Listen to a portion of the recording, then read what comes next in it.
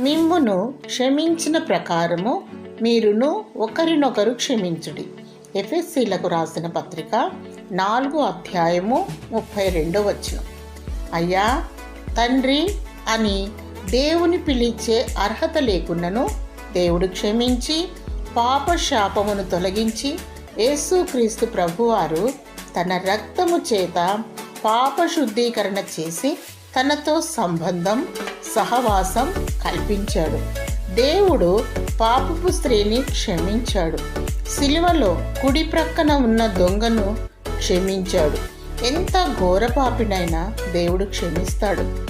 నీ పట్ల ఎవరైనా కీడు, తప్పిదము జరిగించినచో మనస్సారా క్షమించు. నీవు ఎవరి పట్లనైనా తప్పిదము చేసినచో క్షమించుమని అడుగు. క్షమించి క్షమాపణ పొందుమని దేవుని వాక్యం సెలవిస్తుంది.